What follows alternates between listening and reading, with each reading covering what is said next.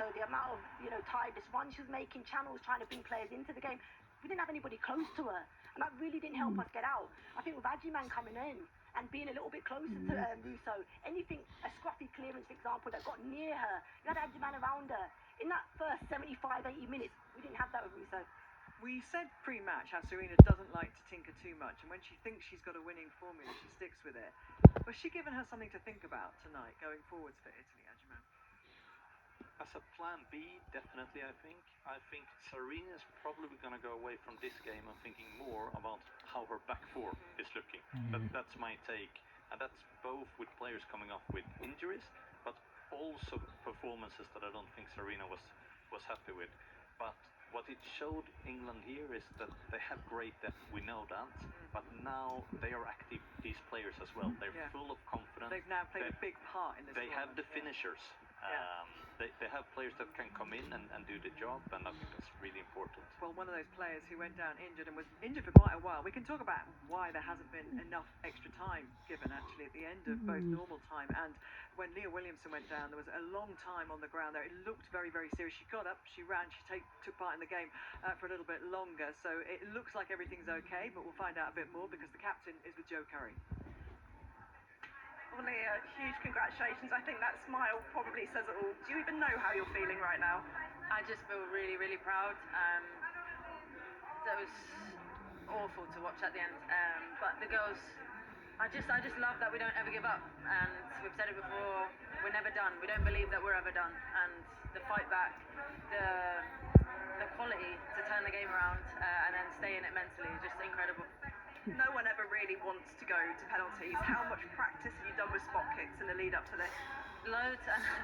I know obviously there was a few more misses than normal, but everybody does. There's something that you have to box off before a tournament. There's so much science behind it nowadays. We know it. It's just, it's the easiest and the hardest thing in the world. The game changes once again made a real difference tonight. Is that a sign of just how together this one is? I just think that's what I'm most proud of, that you hope that you create an environment where everybody's ready and everybody feels valued enough that when it's their time, they can step up and do their job. And I think that's what you just saw. Honestly, everybody covered so much ground, did work for themselves. They did their job and they could help out each other as well. I'm so proud of them. No team has ever come back from 2-0 down in the knockout stages of the Women's Euros. Does this give you the belief now that you can go on and do anything? Yeah. I said we played 3 finals in a row now, basically, in terms of if you lose, you're going home. And we have the belief, we have the proof. It's just about, turning up and doing the job. So I'm a happy girl today. I bet you are. Just finally, a few knocks at the end, including you and your ankle. How is it? Yeah, that's not, it wasn't about me, and it's required. A game like that requires you to be at 100%, and nobody can put a foot wrong. And so it wasn't the time to stay on the pitch, but I don't know. Well done tonight. Go and enjoy it. Thank you very much. Thank you. Thanks. It's amazing, isn't it? The energy and the emotion that kind of goes through a night like tonight, because they left the pitch at half-time. Half the players, I don't know if you noticed, ran off. And then there were some more senior players, I noticed. The older ones and maybe the leaders in the group seemed to take their time going in, maybe wondering what they were going to say and what they were going to hear from Serena.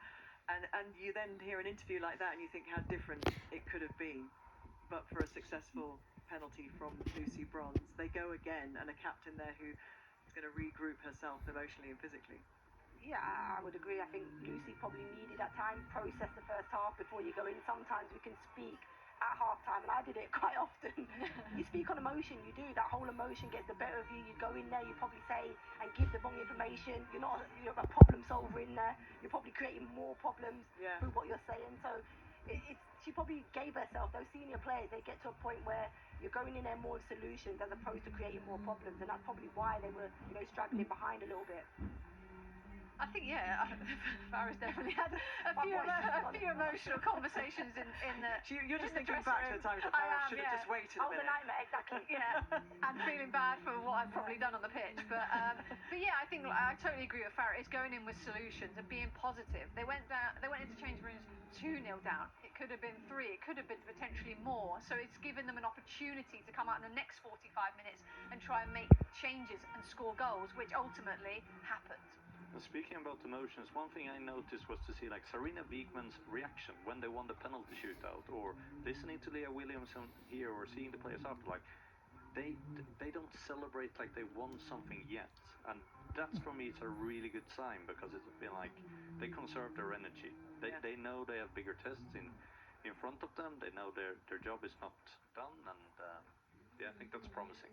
Yeah, it maybe took them a bit longer tonight than they would have hoped, but they got there in the end, and it all started, of course, with those substitutions. That's when the comeback was on. That's when Chloe Kelly was on the pitch. Let's hear from her now. Chloe, it was stressful, it was exciting, but you're into the semi-finals. How do you even begin to sum that up? Yeah, tell me about it. It was just the stress of the fans, I think. We knew that we had to bounce back. We wasn't at our best in the first half, but we knew that we were capable of doing so, and we showed that the girls coming onto the pitch did their job and they executed it really well, and I think that just shows the whole squad of 23. When you're needed, you take your moment, and that's exactly what the girls did tonight. When you came onto the pitch off the bench, England were 2-0 down. There wasn't that long to play. How much pressure were you under? Because you then went on to create those 2 goals in normal time. Yeah, I didn't feel under pressure. I just wanted to go and create some goals for the girls and be at my best, and that's what I tried to do, and hopefully everyone can see that. But yeah, I just tried to put the ball in the box and play to my strengths. How hard was it as a team to keep your heads up tonight? Because there were long periods of that game where England looked like they were struggling a little bit. Yeah, I think there's times against a top team like Sweden, there's going to be at times where you are struggling a little bit. I think that's football, and especially when you play against top sides like Sweden. But it's about sticking together in those moments. Even in extra time, there's moments where we felt uncomfortable, but it's riding the storm together and knowing that we've got resilient players in our team and we can bounce back from anything, and we showed that tonight. As a group, what did you say to yourselves going into that penalty shootout? I think we have belief.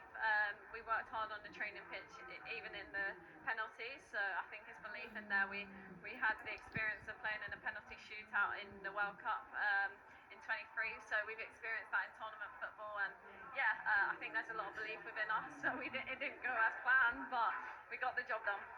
Certainly did. You're into the semi-finals. Well done. Thank you very much. Let's go. Let's go indeed. And Chloe Kelly has become the top player tonight on the player ratings. This is by those watching, of course, who've rated the fans watching. Agree with that? I mean, I would give it to Russo. I think the work she gave throughout, as I said, with limited support in that final third area. But look, of course, Chloe Kelly has impacted the game massively. So, well, yeah. 3 of the top 5 there are substitutes, interestingly enough. I would like to have seen the player ratings at half-time, but those are the full-time ratings there. And Chloe Kelly, as we know, has been a reliable source of penalties for Sarina Beekman. She's taken the 5th penalty in each of the shootouts that she has been asked to step up. I don't think she